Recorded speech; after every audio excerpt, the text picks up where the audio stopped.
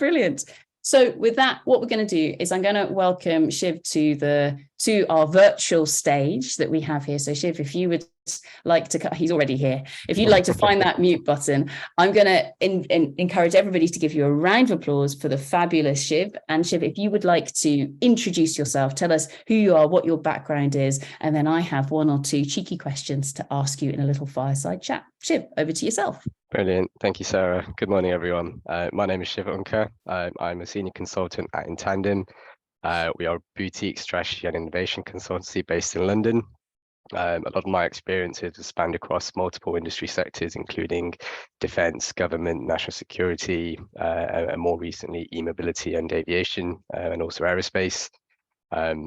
A lot of the work we do involves kind of decoding complex, ambiguous problem spaces down, synthesizing some of those insights with kind of deep quant research techniques, and then providing strategic analysis and recommendations. A lot of the work is focused on sustainability and net zero initiatives.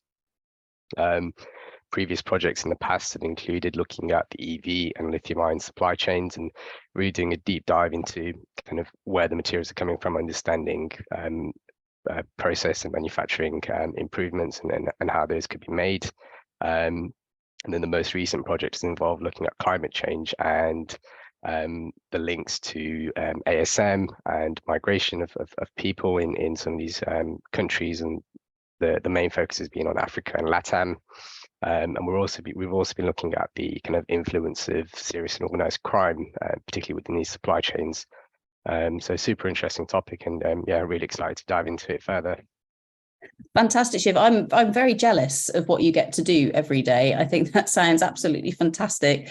Now there were lots of different topics that you mentioned there that I thought, oh, it would be really cool to hear about them. But should we start off with climate change, I guess, to begin with? So what is it that you've been doing with regards to that? So in regards to climate change, I think it's such a massive and complex topic, and we've really been looking at it from two perspectives. So from a macro angle, looking at it from the kind of global green energy transition, and understanding the increase in demand and kind of the associated supply dynamics for materials such as kind of the lithium, cobalt, everything that's needed for batteries and the EV transition.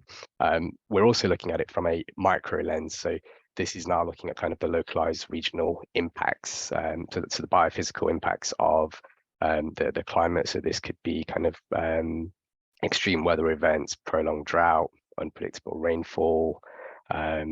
How do these factors actually compound and affect traditional livelihoods in some of these areas where they are more susceptible and vulnerable to the impacts of these of climate change, particularly in Africa and LATAM, where by chance these areas are obviously very rich in minerals, but they're also very vulnerable to climate change. And what do these impacts actually mean for the supply chains, and kind of the transition, and how does that impact, for example, our transition for EVs and green energy?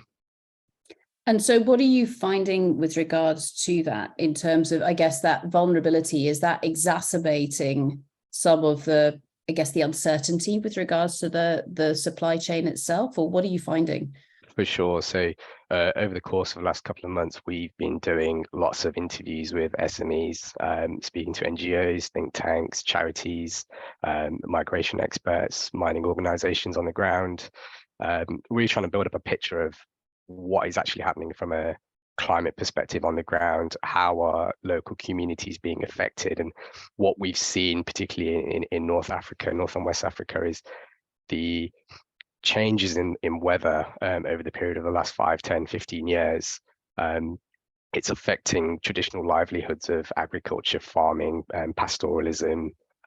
These people tend to kind of work in seasons, so they'll spend part of the year doing farming and agriculture, part of the year they'll do some ASM. But what we're seeing now is, because of these changes in the climate, their livelihoods are being disrupted. As such, they have increased number of crop failures. They can't sustain their cattle, for example, and they are being pushed into other sources to try to find other sources of income. And more often than not, ASM presents an opportunity for them to actually secure a stable income. The issue we're seeing is with ASM, it's quite susceptible to organized crime. There's lots of kind of bribery, corruption, and criminality that occurs within these supply chains. And particularly when we start thinking about critical minerals and the demand for them, this problem is only going to scale up in the future. And so with that, Shiv, in terms of the artisanal and small scale mining, obviously, by no means is all of it linked to criminal activity, etc. But what are you beginning to find there in terms of the organized crime element within it? So I think from our perspective, there's lots of different nuances that are happening within the supply chains of these minerals, and it's not just kind of one mineral in particular. It can span across kind of the gold, tin, tantalum, tungsten, cobalt. It's across kind of the whole spectrum. And from a criminality perspective, it's not just one type of crime that's kind of happening. It's everything from human rights abuses in terms of forced labor and debt bondage, sexual violence and exploitation, all the way up to kind of the other side of the supply chain, where we are seeing more of the kind of professional white collar type crime, where you've got your money laundering and human trafficking, and bribery and corruption involved as well. We're starting off today on a really happy note, aren't we, with regards to all of this?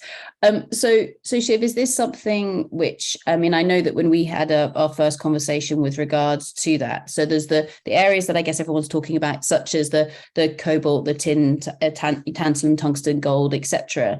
But you were also asking about some of those materials that are on the critical minerals list, such as lithium. So are you finding any links between organized crime and lithium, or not really? So lithium's a really interesting one, because just because of the material and how it is mined, particularly if we talk about South America, it's predominantly in the brine form, and it doesn't lend itself to being extracted artisanally.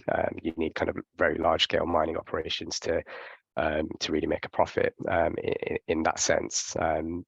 When it does come in rock form, that's kind of found elsewhere in the world. Zimbabwe, for example, have a sizable lithium rock deposit that it's still relatively untapped. And kind of when we do look at countries and understand kind of their indexes for kind of corruption, bribery, etc., it's one of those countries that is fairly high on the list. And in the future, where we know we'll need a lot more lithium, it's one of those countries where the susceptibility for organized crime to actually have an influence on the lithium supply chain there is quite high. And we want to be understanding what more can be done from a kind of regulation perspective, from a framework perspective, actually from responsible sourcing and extraction of this material. How can we actually prevent some of these crimes happening? Mm-hmm. And so with that, and I'm going to immediately bring in some of the questions we've got coming in the chat. So thank you, Vanessa, in terms of those brilliant questions that are coming in here. So Shiv, with regards to, say, the kind of controls that could be put in place around, say, lithium, other critical materials, etc., is there anything that we can pull across from, say, the world of diamonds to avoid people further down that value chain inadvertently purchasing those materials that perhaps have some sort of connection to criminal activity? I think we are making progress in regards to these things. I know, again, for the diamond perspective, we've not really looked into it too much, but I think there's a process called the Kimberley process, and there's a few other things. From a minerals perspective, the OECD and the EITI, the Extractive Industries Transparency Initiative, I think I've got that right, are making good progress with frameworks and guidelines that are in place. But at the end of the day, it becomes up to the countries to sign up to it, and then it becomes up to the organizations who are actually buying these materials to sign up and agree to actually account for doing the appropriate levels of due diligence. There does become a point in the supply chain where the actual end to end is so long and complex. Inevitably, there is going to be some areas where you just aren't going to be able to trace, and I think it's those areas where we need to actually dive a little bit deeper in and focus on understanding at what point do these illicitly mined minerals actually enter the supply chain. And so with this, Shiv, in terms of, because it's an incredibly complicated system that we're looking at here with huge amounts of uncertainty and change and everything that's happening within it, when you're undertaking this work, and you obviously don't need to disclose them because I suspect that they're sensitive, are you undertaking this work for, I don't know, car manufacturers or governments or mining companies or NGOs? Who are you doing this work for?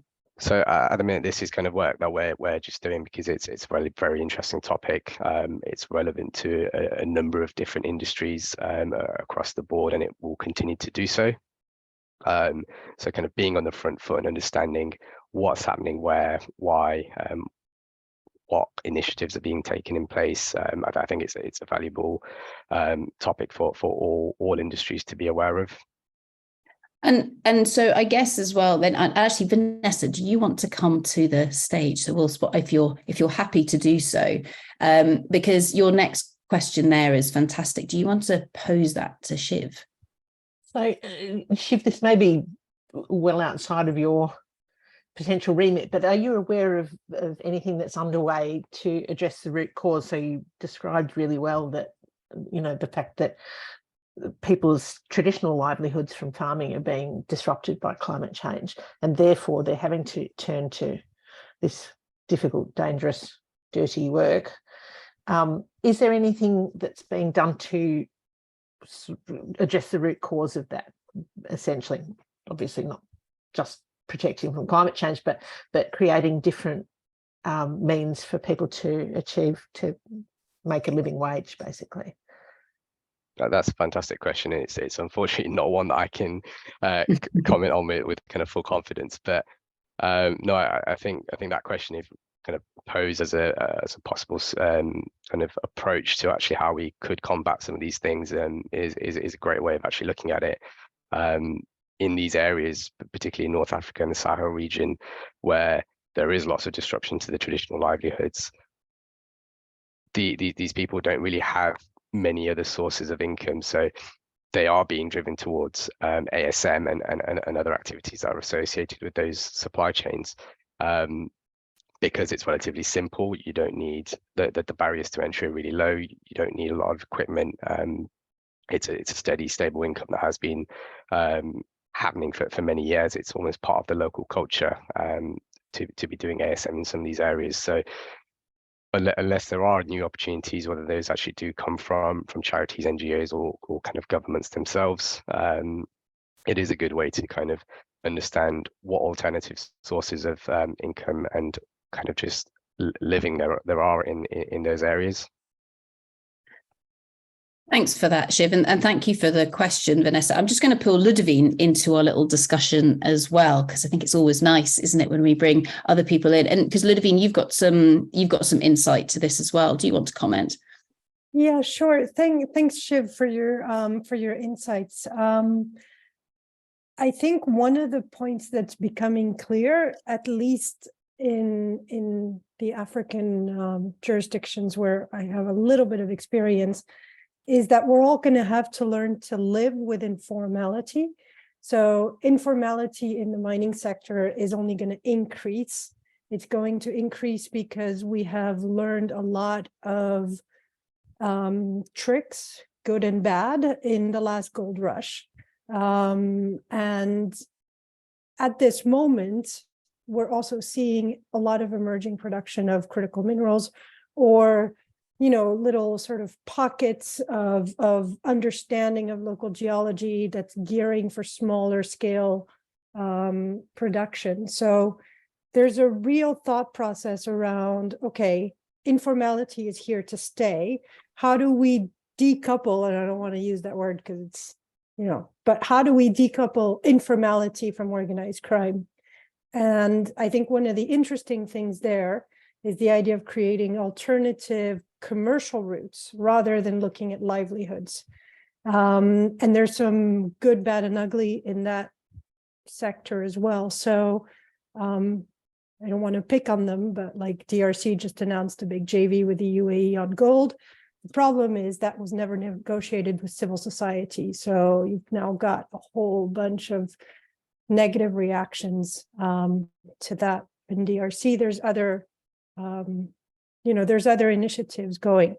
What I'd love to get from you, Shiv, is a lot of this means that we're redrawing some of our favorite lines on the map. So the concept of sovereignty, how we address these issues, within the spectrum of a country, that's really shifting because this is an essentially cross-border issue. So I was wondering what's your view on that? And that's another trust equation right there to be added to the original trust equation, which was multiplied to infinity, just in case we were nervous already. No, for sure. Again, yeah, I completely resonate with those thoughts. Yeah, when we think about critical minerals, there is only a certain amount of minerals in each country, and everybody wants a piece of the pie, I guess. It will kind of come down to understanding how much is actually needed, understanding supply chain, supply and demand dynamics, and future projections, and understanding are there alternative ways in which we could use these minerals. So looking at alternative battery technologies that don't require lots of cobalt or lithium, for example. From that's kind of one angle of looking at it. Looking at it from another perspective in terms of the lithium triangle, where we think about that's got kind of 54% of the world's lithium reserves at the minute, and Argentina, Bolivia, Chile, they are kind of in talks to almost create an OPEC version of the lithium triangle, right? This could have real benefits for those countries at the minute, because they don't do too much of the lithium refining themselves. It's generally always shipped to the east, where it's refined, and then it's shipped back over. These things are obviously contributing to the climate change aspect with emissions. If countries are able to set up the correct infrastructure with responsible investments, and actually maintain their own sovereignty of manufacturing and refining some of these materials, I think there's lots and lots of benefits that could be passed on to local communities and the nations themselves. Shiv, if I can just build on what you're saying and kind of say, right, okay, so it's a hugely complicated system that we're looking at. When you started your introduction, it was a case of, right, so what you get to do every day is to decode and understand what's going on in there. Do you have any, are you allowed to give us any insight into how you do that? Because it's by understanding this complexity that we can maybe then go, okay, I now trust what I'm looking at, so now let's get on and maybe do something about it. Can you give us any insight to that? I think our processes generally begin with just doing a kind of a horizon scanning of what's actually happening out there. That's kind of desk-based research, literature reviews, but also where the strengths really come in is the qual research that we do. So we reach out to a broad network of SMEs around the world. I think I mentioned before, we speak to NGOs, think tanks, researchers, academics, people who are on the ground. For this work we've just done, we spoke to 15-20 different NGOs and people that are actually in the field day in, day out, at these mine sites, doing investigations and unpicking some of these issues. So that's kind of where we get the real insights from. It's speaking to people on the ground who are actually seeing this with their own eyes. And it's really powerful to actually get that perspective, because you often don't get that when you are doing just desk-based research. And then I guess I'm making the assumption then you collate all this research together and then turn it into some form of communication that somebody who maybe doesn't have any background or understanding in it can then understand. Is that correct? Yeah, that's correct. Yeah. Sorry to go. No, yeah, we take in account for all of these different things, and of course, it's never going to be the end complete truth, but it's going to be a good perspective based on the here and now of the work that's been done.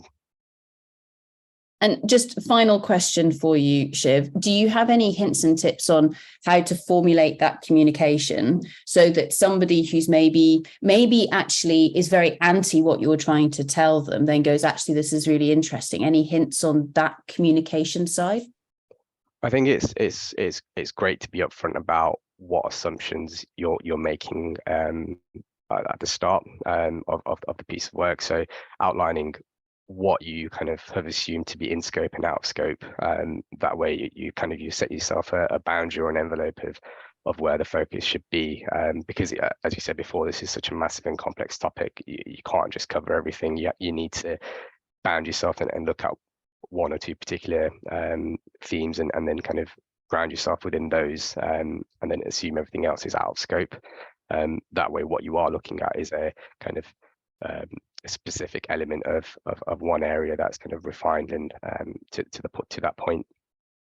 Brilliant. Thank you for that, Shiv. So make sure you're not trying to solve world peace in one go, and actually give yourself something that is perhaps a bit more manageable with regards to that scope. So Shiv, thank you so much for coming and joining us here today and providing some of the insight that you've gained recently from the work that you've been up to. Absolutely fantastic. Round of applause, everybody, for fabulous Shiv. Thank you very much. Cheers.